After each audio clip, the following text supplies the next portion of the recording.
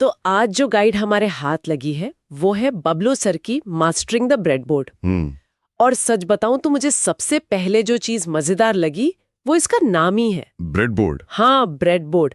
मतलब इसका खाने पीने से क्या लेना देना है ना, पर कहानी तो इसकी कमाल की है। अरे बिल्कुल, ये नाम हमें सीधे उस जमाने में ले जाता है जब इलेक्ट्रॉनिक्स इतना आसान नहीं था। अच्छा। हाँ, सच में शुरू में लोग अपने किचन के जो लकड़ी वाले ब्रेड काटने के बोर्ड होते थे ना, हाँ हाँ उन पे कीले ठोककर हाँ। और फिर तारों को लपेटकर सर्किट बनाते थे।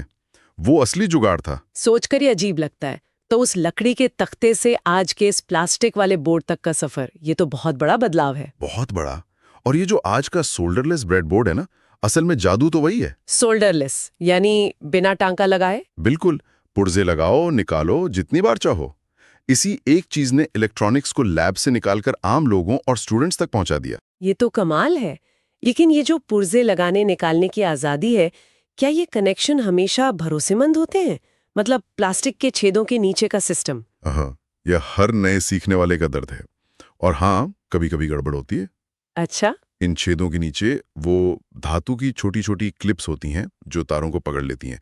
ज्यादातर तो ये ठीक काम करती हैं, पर कभी तार ठीक से ना लगे या क्लिप थोड़ी ढीली हो तो घंटों की सिरदर्दी पक्की है। इसीलिए बबलू सर की पहली टिप है, मजबूती से लगाएं। ठीक है, तो कनेक्शन मजबूत होना चाहिए, पर इन छेदों के नीचे एक तरह का छिपा हुआ नक्शा भी तो है।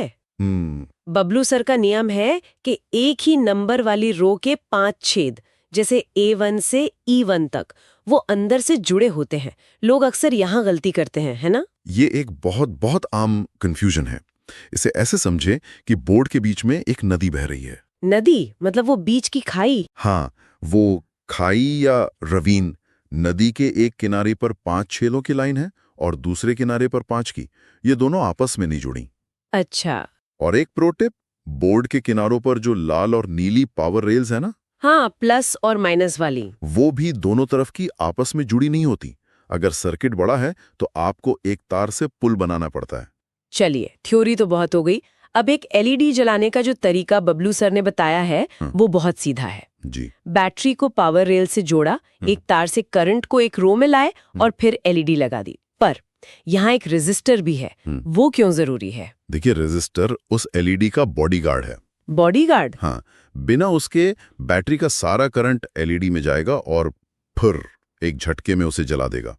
रेजिस्टर उसे बस उतनी ही पावर देता है जितनी उसे चाहिए। समझ गई, बॉडीगार्ड जरूरी है। अब बबलू सर की प्रो टिप्स पर आते हैं। मुझे वो आईसी यानी चिप वाली टिप बहुत जरूरी लगती है। कौन सी? कि उसे हमेशा बीच की खाई के ऊपर एक पुल की तरह लगाएं। वाह, ये छोटी सी बात लगती है, पर ये सबसे आम गलतियों में से है। और सबसे महंगी गलतियों में से भी, क्योंकि एक आईसी के दोनों तरफ जो पिन होती हैं वो अलग अलग होती हैं। अगर आपने उसे एक ही तरफ लगा दिया तो वो सारे पिन आपस में शॉर्ट हो जाएंगे। मुझे याद है, एक बार मैंने एक चिप गलत लगा दी थी। बोर्ड से हल्की सी जलने की महक आई और अरे बाप रे! और वो चिप हमेशा के लिए खराब। एक छोटी सी गलती और 200 रुपए का नुकसान। तब से ये पुल वाला नियम मुझे हमेशा याद रहता है। वाह, ये तो सच में एक महंगा सबक था। और तीसरी टिप है पोलैरिटी, प्लस और माइनस का ध्यान रखना। अगर बैटरी या एलईडी को उल्टा लगा दिया तो क्या होगा? अच्छी बात यह है कि एलईडी के केस में वो बस काम नहीं करेगी। सीधा कर दो, चल जाएगी। और बुरी बात? बुरी बात यह है कि कुछ पुर्जे जैसे कैपेसिटर वो उल्टा लगाने पर हमेशा के लिए खराब हो सकते हैं। कभी कभी छोटा सा धमाका भी कर सकते हैं। तो कुल मिलाकर बबलू सर के गाइड का सार ये है कि ब्रेडबोर्ड एक शानदार टूल है, ये एक सरल ग्रिड है, पर असली बात डिटेल्स में है। बिल्कुल, कनेक्शन मजबूत हो, पोलैरिटी सही हो और आईसी हमेशा खाई पर पुल की तरह बैठे। तो अब जब मूल बातें समझ आ गई हैं, तो अब आगे क्या? मतलब एक एलईडी जला ली, अब? यही तो बबलू सर के गाइड का असली मकसद है। वो कहते हैं अपना शानदार प्रोजेक्ट बनाएं। तो सोचने वाली बात यह है कि एक एलईडी जलाने से अगला कदम क्या हो सकता है। कोई छोटा सा प्रोजेक्ट जो इसी ज्ञान पर बना हो। जैसे शायद एक बटन लगाना। हाँ, एक बटन जिससे